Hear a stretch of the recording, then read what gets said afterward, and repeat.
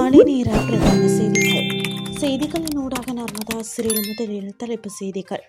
எத்தகைய நெருக்கடியிலும் கல்வியை பாதுகாக்க அரசாங்கம் உறுதி, பிரதமர் கரணி அமரசூரிய தெரிவிப்பு. எல் நினோ காலநிலையால் இலங்கைக்கு ஏற்பட போகும் அபாயம். மத்திய கிழக்கு போர் முடிவுக்கு ஜூன் 19 உலகத்திற்கு விடுதலை, வெளியான அறிவிப்பு. இனி விரிவான செய்திகள். எத்தகைய பொருளாதார நெருக்கடிகளுக்கு மத்தியிலும் நாட்டின் மனித வளத்தை மேம்படுத்துவதற்காக வரவு செலவு திட்டத்தின் மூலம் கல்வித்துறைக்கு பெரும் தொகை ஒதுக்கப்பட்டுள்ளதாக பிரதமரும் கல்வி, உயர்கல்வி மற்றும் தொழில் கல்வி அமைச்சருமான கரணி அமரசூரிய தெரிவித்தார். காலி தடல்லை அல் முபராக் வித்தியாலயத்தில் கிராம மக்களால் நிர்மாணிக்கப்பட்ட 3 மாடி கட்டிடத்தை மாணவர்களிடம் கையளிக்கும் விழா நேற்று நடைபெற்றது.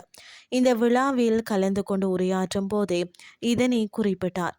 கல்வி சீர்திருத்தங்கள் மூலம் பிள்ளைகளுக்கு நவீன தொழில்நுட்பத்தை கொண்டு சேர்க்கும் நோக்கில் அனைத்து 2ஆம் நிலை பாடசாலைகளுக்கும் தலா ஒரு திறன் பலகை வழங்க நடவடிக்கை எடுக்கப்பட்டுள்ளது.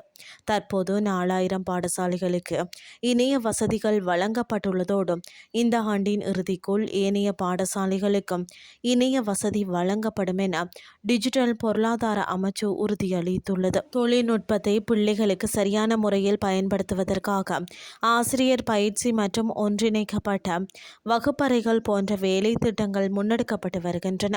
குறைந்த வளங்களை கொண்ட இந்த பாடசாலையை ஊர் மக்கள் அனைவரும் ஒன்றிணைந்து கட்டி எழுப்பியமை ஒட்டுமொத்த நாட்டிற்கும் ஒரு சிறந்த முன்னுதாரணமாகும் என பிரதமர் பாராட்டினார்.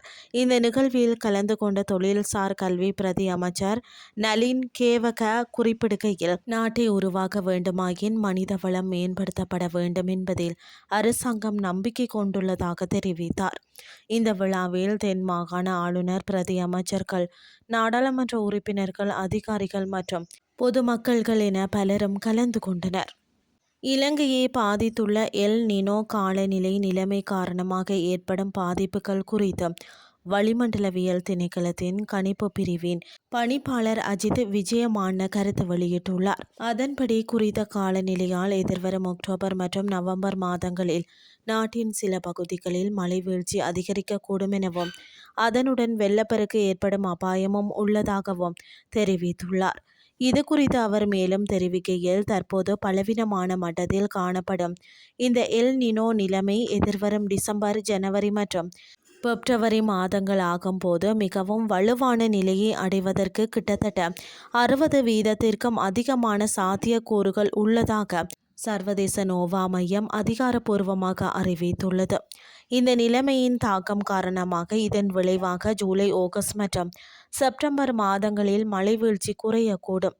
குறிப்பாக ஆகஸ்ட் மாதத்தில் வெப்பநிலை அதிகரிக்கக்கூடும்.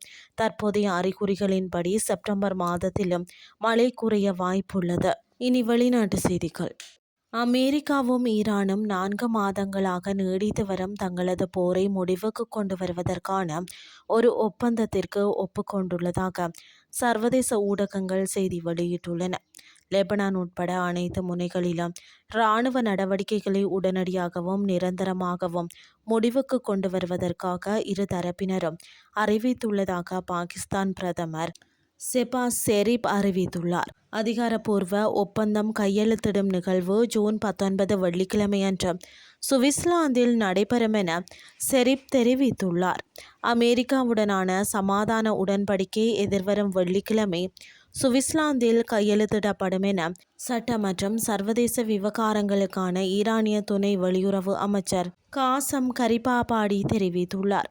இது தமது இராணுவத்திற்கு கிடைத்த வெற்றி எனவும் ஈரானிய துணை வெளியுறவு அமைச்சர் குறிப்பிட்டுள்ளார்.